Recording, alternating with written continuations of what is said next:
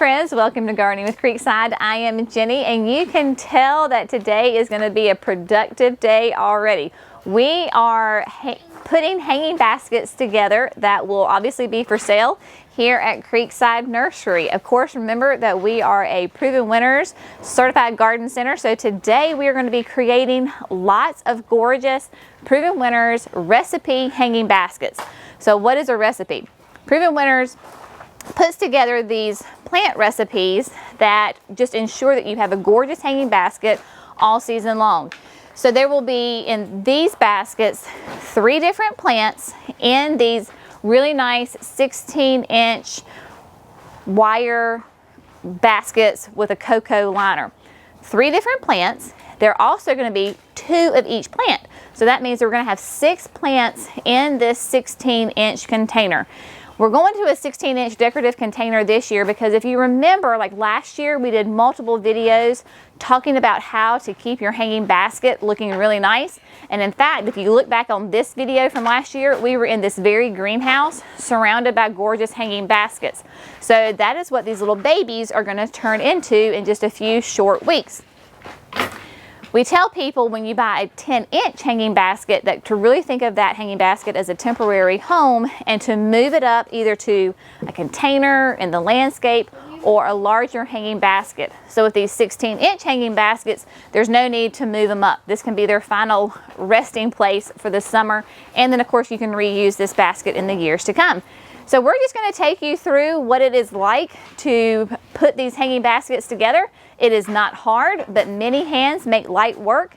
And there's just, it's kind of that assembly line where everybody's working and doing their job. And before you know it, the job is done.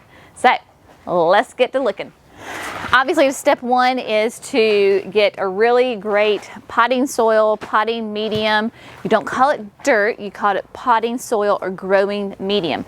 So this is really geared towards annuals because it has a great mix of some peat, perlite, but it also has some nice chunks of bark. And bark provides aeration and drainage because the last thing we want is just for a lot of the annuals to be sitting in water, especially when they're the little tiny plugs. We want the containers, the hanging baskets, to dry out at a relatively rapid rate. Because once they are dried out, then we can water them with fertilizer. If the soil holds too much water, then you can't water and fertilize. So you need to have that balance of it will hold water when, you know, for a relative good amount of time so that the plants have time to soak it up. But when within a day or two, under normal growing conditions, that the hanging basket and the soil dries out. Therefore, you can water again with fertilizer. Because remember, food equals flowers, and that is really one of the biggest keys to success of a hanging basket is lots of food, because these are all going to be filled with petunias and calibrachoas, and those are all really big feeders. They are very heavy feeders because think about it, they have to have food in order to produce all of those gorgeous flowers. Just like, you know, Olympic athletes have to have a really good diet so that their bodies perform. Well, think of it the same way with your flowering annuals. They've got to have the food in order to produce those gorgeous flowers. So the first step in this whole process is we're going to fill up all these hanging baskets, as many that will fit on the trailer back there where Emily is. Fill them up. Then that's kind of the step 1 of the assembly line. Get these filled up, get them over there, and then we move on to step 2.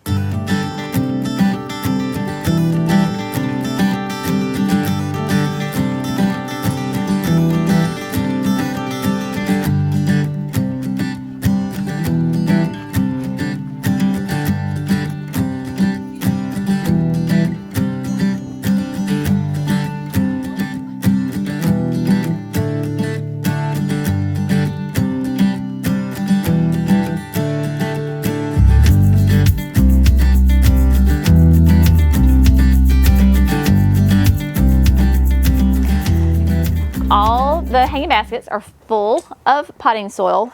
Emily did go back through, and you may have seen her sprinkling some stuff.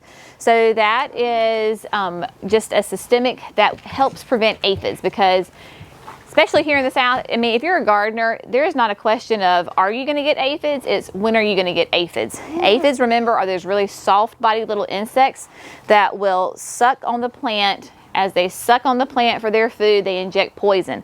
It can easily, if left untreated, it will kill your plants. So we have to treat for aphids. Ladybugs, maybe we didn't know this, love to eat aphids. However, it's just really impossible for us to have enough ladybugs to take care of the problem, so we have to address it.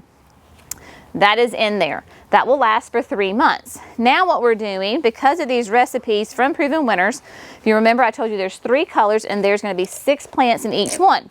So this is Dreamsicle. Dreamsicle is one of my absolute favorite plants. It is a super bell, so it's a Calibrachoa, and it comes in this tray. So in this tray there's 82 plants, and this is what we call a liner. So this is a Dreamsicle liner. Just a minute, I'll get it for you in a second. 2 of these are going to go into each container, and they're planting them opposite of each other. So that way you don't have a massive orange here and none over here. We want all the colors spread out. So what we do, we have found, I mean, they are relatively tough little plants. You'll notice that there's holes on the bottom of the tray. So we have found that a screw works great. So you just stick it in the hole, and we're just popping them out. It's really easy. And you just go through and pop, pop, pop. Megan, is there another tray of Dreamsicle? Will you check, please? If you will check. So we have learned, because there are 3 colors in each basket, that it can be really hard, obviously, at this time to tell what color is what. That's a friend right there for you. She's taking care of you. It's like somebody tells you, you got something in your teeth. It's a friend. So we do all of one color first before we ever start the next color, because this Dreamsicle could look also very much like any other super bell. So just makes it easy. All right, Jackson, grab plants gently. Okay, bring me another Dreamsicle, please, because we've got more baskets. And we've got another real. Yes, so there's going to be 2 trays of each color. I might as well just go ahead and get it. Yep, and then there'll be another royal velvet. So this one, Megan, is this called Living on the Edge? I think so. I believe this recipe is Living on the Edge, and it is really one of the most popular ones because it has such gorgeous hot colors in it. So it'll have this orange Dreamsicle, it'll have royal velvet, which is that deep, deep purple, and then really red, I believe, petunia. So I mean, you have orange, purple, and red. Simply gorgeous. So it's a really popular one. So we're just going to keep this process going of popping out plugs and popping them in the hanging basket.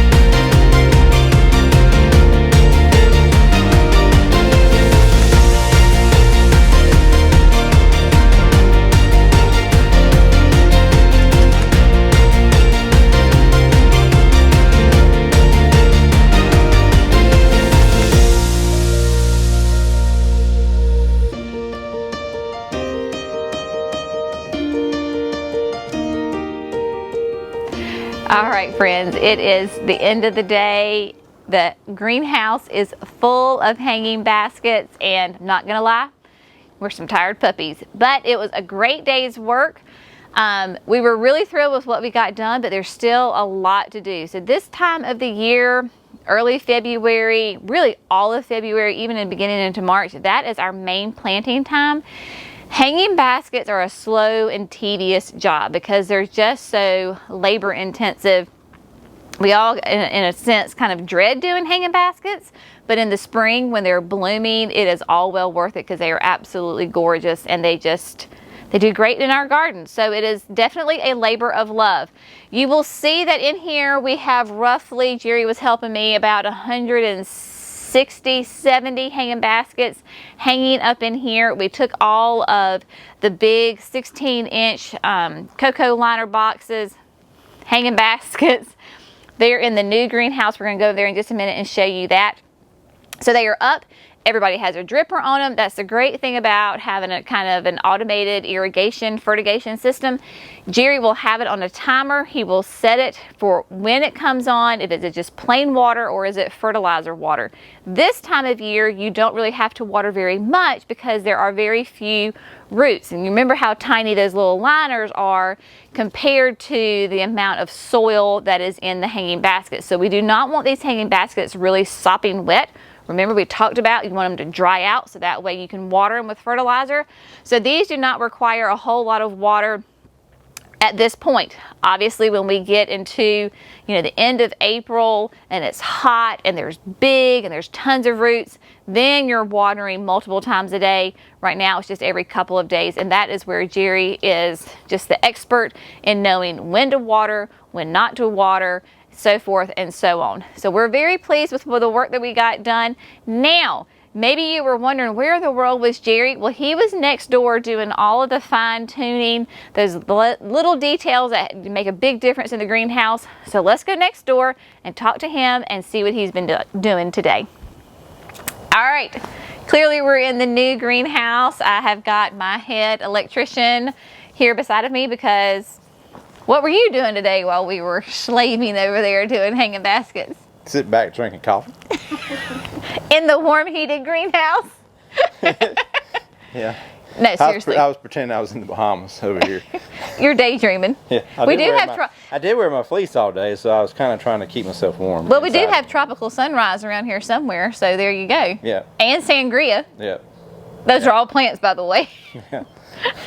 So we're not so lucky to actually have tropical. It was all, getting everything fine-tuned. The little HAF fans, which circulate the air in the greenhouse, and that way we don't have little stagnant pockets of air while the heat's circulating, or even when it's cool, keeps the airflow, keeps a natural airflow while we're working. So get all that on a switch. Everybody has a nice cover. It just takes a while. It's a lot of detailed work with conduit and. And then like you had to above, like where the trusses are, the fans are plugged in, so then they're plugged in, but then they have to have a waterproof cover on them. And of course you're doing that on a ladder, 10 feet in the air, and you're having to go down and do all that. So we got, it's all done except for lights. Lights are not necessary right now. So they have definitely moved to the bottom of the list. Bottom of the totem pole, yes. So, but we have everything. We have a power outlet for the controller for the side curtains. So that'll be the next big thing is setting that up. The side curtain controller and irrigation, which is already in here, but we just have to connect. Right, but irrigation would be the next pressing thing because we're not going to be raising these sides anytime soon, probably. Yeah. I mean, we could just open the doors right now, the front and the back door. So irrigation is the next, which is that little bag all the way back there. So all we gotta do is just cut the pipe and put the connectors on, and we'll have a place for a hose to hook up. Right. So we got hanging baskets, the green hanging baskets that are on hanging up. They were well watered before they were hung up. That irrigation is not connected yet. We did not water the cocoa liner baskets because then they were already heavy enough. So we'll have to get a hose over here and water them. But like I was saying earlier, hanging baskets don't require a lot of water right now. So no. we'll be okay. Yeah. So, we're leaving ourselves some space in here for we're going to get these little S hooks, which will double our capacity in both greenhouses up in the air. We're trying to keep everybody off the floor this year. We had a system set up in the other one over here last year that was in the floor with drippers, and it's nice. We may still have to use it, but we'll see. Because how many hanging baskets are we doing this year? I don't know. It's a bunch. It's a bunch. We only got like 200 and, what did we say, 230 done today? 200. But then, I don't know how many we have down. But I know, I'm just saying today. And then, yeah, so then the other 2 greenhouses are already full. But today we got 200 and something done. Let's say we think we have 200 down there? Yeah, so maybe 300 more. Yeah, just 300 more. That's no big deal. Doing it by hand. And interestingly enough, you need to Google this. There are potty machines that basically do all the work that we did. Like they'll fill the bags with soil. I mean, not fill the bags. Fill the hanging baskets with soil. They'll do all of that. But we just use brute force. For now. For now. Again, if you're a potty machine company, Creekside will test them out for you. Anyway, when I get tired, I get a little chippy. So I'm a little chippy right now. Anything else? Nope. No? All right. So with that note, this chippy girl is going to go home and take a hot shower and get a cup of coffee. And we'll be back at it tomorrow because there is more work to be done and more plants to be planted. But you'll be joining us tomorrow? Yes. I'll look forward to it. He will be joining us tomorrow. Production mode. Production quick mode. That's right. But us ladies like to take it down a little notch, and we're very productive, but we do. Yeah. Jerry's though. I'll look forward to it after the tedious work of conduit and Wires. wires. Yes. So with that, as always, thanks so much for gardening with Creekside. We'll see you next time. Bye, friends. Now. Well, you could be wearing underwear.